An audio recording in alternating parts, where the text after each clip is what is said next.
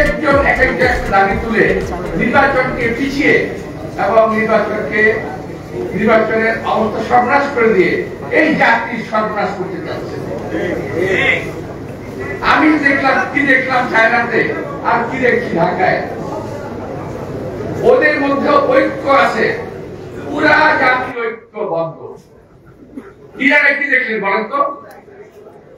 যেখানে আমাদের মুসলিম বিশ্বের কেউ তাকে সমর্থন দিল না, ইরান একটা যুদ্ধ করে গেল, কারণ জাতি ঐক্যবদ্ধ ছিল। আর আমার দেশের মধ্যে আমরা কিছু রাজনীতিবিদ শুধুমাত্র ক্ষমতায় যাওয়ার লোভে একদল, আর কিছু রাজনীতিবিদ ক্ষমতায় যেতে দেব না আরেক দল, এই করে দেশটাকে আমরা গত 50 বছরে এগোতে দিলাম না। এই দেশটাকে আমরা ধীরে ধীরে শেষ করে দিচ্ছি। এই যে সমস্ত লোক বলছি তারা কিন্তু কেউ বোকা না, তারা আমার চেয়ে অনেক বুদ্ধিমান। তবে এটুকু বলবো, তারা আমার থেকে অনেক বেশি দেশপ্রেমিক নয়। আমরা যুদ্ধ করেছি, দেশ স্বাধীন করেছি, অনেকে যুদ্ধ করেন, যেরা তো আমার দলকে যুদ্ধ করে নাই, ঠিক আছে করে নাই, কেন করেন না? এই দেশটাকে সুন্দর করার জন্য, ভালো করার জন্য ঐক্যবদ্ধ হয়ে কিছু করেন না। শুধু একটা কথা কি বলতে হবে, আগে সংসদ স্থানীয় সরকার হতে হবে, আবার পিয়ার ভোট করতে হবে, কেন করতে আবিষ্কার হইল না? কে দেয় বুদ্ধি আপনাদের? এই সমস্ত কুপরামর্শ নিয়ে এই দেশ এবং জাতিকে ধ্বংস করার জন্য একদল লোক আজকে মার্কেটে রয়েছে, যারা জাতিকে আগে বাড়তে দেবে না। যেমন একবার বিয়ের সময়, দেশ বিভাগের সময় হয়েছিল না যে মুসলমানরা কেউ ইংরেজি শিখতে পারবে না, এটা আপনি জানেন না।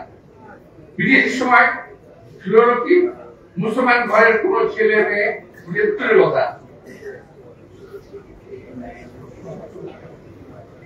ছেলেরা ইংরেজি শিখতে পারবে না, বলে আমরা অনেক পিছিয়ে গেলাম, অন্য সম্প্রদায় এগিয়ে গেল। আজকে আমরা ধীরে ধীরে ডক্টর ইব্রাহিমকে বাড়াইবের যে প্রিন্সিপাল ছিল, প্রতিষ্ঠাতা ডক্টর ইব্রাহিম সাহেব, নাম শুনেছেন? ওই যে দার্মিক প্রতিষ্ঠাতা, উনি আমাকে বলেছেন এক সময়, আমার সঙ্গে কথা শুরু হয়েছিল, বুঝলে বাবা 47 বছরে ঘুরিয়ে ঘুরিয়ে ভারত কিন্তু অনেক এগিয়ে গেছে, আর এই 47 বছরে ঘুরিয়ে ঘুরিয়ে কিন্তু আমরা অনেক পিছিয়ে গেলাম। এটা হলো ইব্রাহিম সাহেব। এই কথা তাৎপর্য ব্যাখ্যা করলে অনেক বড়। কেউ ঘুরিয়ে ঘুরিয়ে এগিয়ে গেল, আর কেউ ঘুরিয়ে ঘুরিয়ে পিছিয়ে গেল। তো প্রিয় ভাইরা, আমার কাছে আজকে জাতির সকল নেতাদের কাছে, সকল পর্যায়ের নেতাদের কাছে, যারা দেশকে ভালোবাসেন, একটা জায়গায় আসেন, যে জায়গায় গেলে পরে এই দেশটার উন্নতি হবে, দেশের মানুষের উন্নতি হবে। এইভাবে বড় বড় সমাবেশ করে মানুষের কাছে ভুল বার্তা পৌঁছাবেন না। সমাবেশ দিয়ে যদি প্রমাণ করা যায় সে কত জনপ্রিয়, আমরা সারা বাংলাদেশকে একদিনের সমাবেশ আনতে আমরা আনতে পারি। সারা বাংলাদেশ একদিনে সমাবেশ করবে, কেউ কোন জায়গায় ছাড়বে না।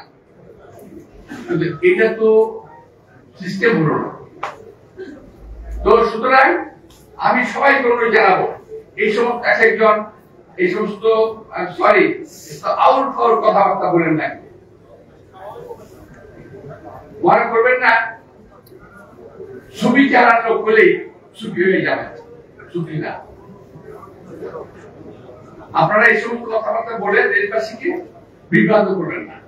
পিআর সিস্টেম না হলে নির্বাচন হতে দেওয়া হবে না, স্থানীয় সরকার লাগে না হলে নির্বাচন দেওয়া হবে না, বিচার না হলে আগে নির্বাচন দেওয়া হবে না। আরে ভাই, আপনাদের শুধু না বলার জন্য হয়েছে নাকি? আর আমরা বিএনপি যদি বলি হবে হবে এবং হবে, কোন রকম কনফ্রন্টেশনে বিএনপি যেতে চায় না। আমরা 17 বছর রাজপথে যুদ্ধ করেছি, আমরা রাজপথে আর যুদ্ধ করতে চাই না।